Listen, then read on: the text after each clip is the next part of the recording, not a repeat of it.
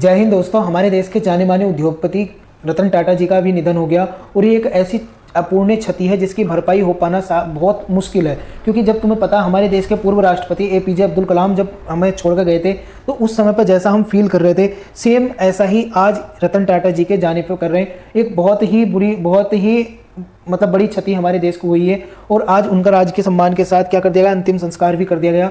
दोस्तों, रतन टाटा जी एक ऐसी शख्सियत है जिन्होंने कभी भी हार नहीं मानी। इन्होंने वो काम कर दिखाया जिसके बारे में आम आदमी सोच भी नहीं सकता। मैं तुम्हें एक एक करके इनके बारे में सब चीज़ बताऊंगा। ये भी बताऊंगा कि कैसे इनके द्वारा जो फोर्ड कंपनी के मालिक हैं उन्हें घुटनों पर ला दिया गया था। एक एक करके अच्छे से सब चीज़ें तुम्हें समझाने वाला, बस वीडियो को टकटकी लगा के देखते रहो।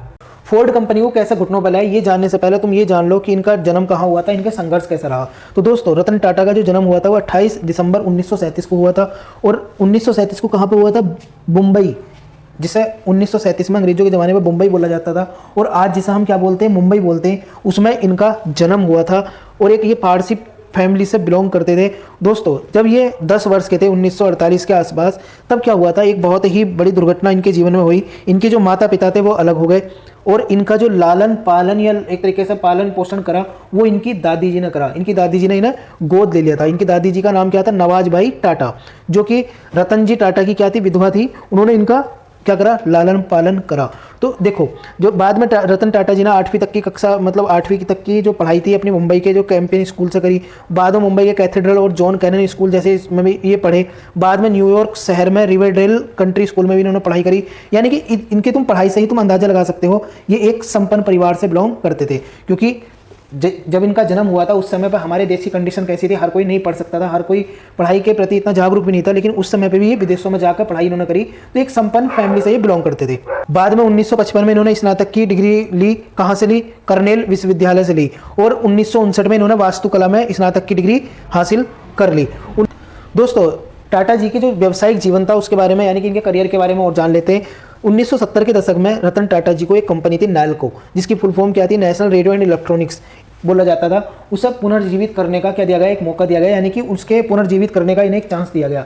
रतन टाटा जी के द्वारा पूरा अपना एफर्ट लगाया गया उस कंपनी को बचाने में और रतन टाटा जी ने उसे बचा भी लिया। लेकिन बाद में क्या हुआ, आर्थिक मंदी का दौर शुरू हुआ और उसमें वो कंपनी पूरी तरीके से डूब गई और वो बंद करनी पड़ी। हालांकि जो व्यावसायिक रूप में एक व्यापारी के रूप में, एक बिजनेसमैन के रूप में ये एक सफल तो हो गए उसे बचाने में, लेकिन बाद में ये नहीं बचा पाए। बाद में 1991 में क्या हुआ, जो JRD टाटा थे उन्होंने टाटा एंड सन्स के जो अध्यक्ष पद से इस्तीफा दिया और अपना उत्तराधिकारी रतन टाटा जी को नियुक्त कर दिया।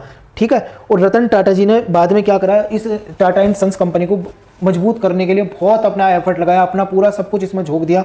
और इनके ही प्रयास की बदौलत क्या हुआ, जो टाटा समूह था 21 वर्षों के अंदर अंदर 40 गुना से ज़्यादा इसने लाभ बढ़ा लिया। यानी कि जितना इनका लाभ हुआ करता था उससे लगभग 50 गुना इन्होंने लाभ लेना शुरू कर दिया। तो ये थी रतन टाटा जी की खासियत, ये था रतन टाटा जी का हुनर।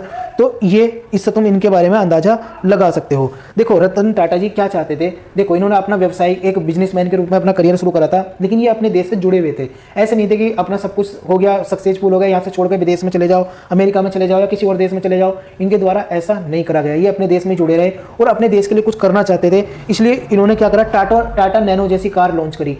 एक लखटकिया कार बोला जाता है इसे। लखटकिया मतलब 1 लाख रुपए में जो मिलती थी। इनका कहना यह था कि हमारे देश के नागरिक ज़्यादा अमीर नहीं है, उनके लिए एक ऐसी कार मार्केट में लाई जाए जिससे लोगों को एकदम खरीदने में आसानी हो और आम आदमी भी कार की सवारी कर सके। तो इस वजह से जो टाटा नैनो तुम देखते होंगे, ये क्या था, रतन टाटा जी का सपना था और इन्होंने इसे पूरा करा। और आजकल तुम टाटा नैनो को भी देख सकते हो सड़कों पे घूमते हुए।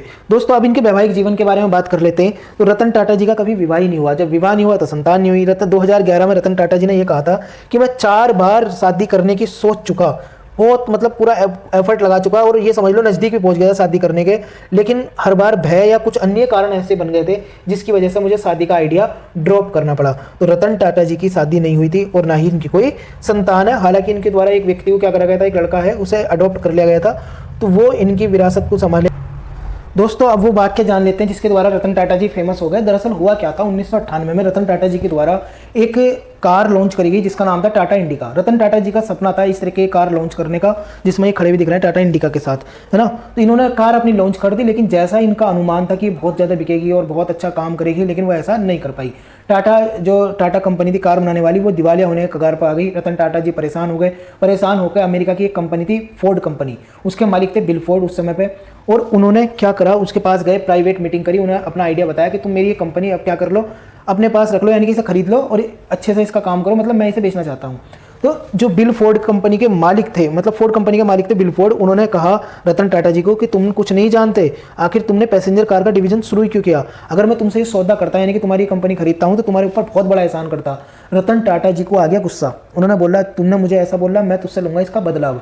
रतन टाटा जी ने अपना आइडिया वहीं पर ड्रॉप करा और इसके बाद वो वहाँ से आ गए, भारत में आकर उनके द्वारा बहुत मेहनत करी। बाद में धीरे धीरे क्रेज बढ़ने लगा कारों का भारत में, और इंडिका कार जो है फेमस होती चली गई। धीरे धीरे जो रतन टाटा जी का सपना था कार का, वो भी धीरे धीरे पूरा होता चला गया, और ये एक तरीके से पीक पर पहुंच गई टाटा इंडिका की बिक्री भी।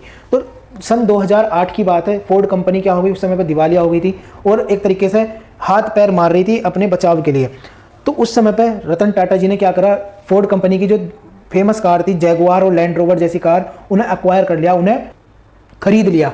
उस समय पे जो ये बिल फोर्ड है, जिसने ये कहा था कि मैं तुम्हारी कंपनी, रतन टाटा जी को कहा था कि मैं तुम्हारी कंपनी खरीद कर बहुत बड़ा एहसान कर रहा हूँ, उस समय पर जब रतन टाटा जी के द्वारा लैंड रोवर और जैगुआर जैसी फ्रेंचाइजी खरीद ली गई, तो उस समय पे बिल फोर्ड ने कहा था कि तुमने मेरे ऊपर ये बहुत बड़ा एहसान करा है। देखो, जिसने ये कहा था कि तुम्हारी कंपनी खरीद कर मैं तुम्हारे ऊपर एहसान कर रहा हूँ, रतन टाटा जी को कहा था ना, तो रतन टाटा जी ने जब उसकी वो खरीद ली फोर्ड कंपनी की, तब उसने ही फोर्ड कंपनी के मालिक ने कहा कि तुमने मेरे ऊपर ये बहुत बड़ा एहसान करा और मैं इसे कभी भूल नहीं सकता। तो ये कहानी थी फोर्ड कंपनी के मालिक को घुटनों पर लाने की। तो अगर अपनी मेहनत पर तुम्हें भरोसा है तो तुम पूरी दुनिया को झुका सकते हो, और अगर अपनी मेहनत पर, अपने ऊपर ही भरोसा नहीं है, तो फिर तो दर दर की ठोकर खाने पर मजबूर होना ही पड़ेगा। तो दोस्तों, एक ऐसी शख्सियत आज हमारे बीच से चली गई जिसका बहुत ज़्यादा अफसोस है, बहुत ज़्यादा दुख है।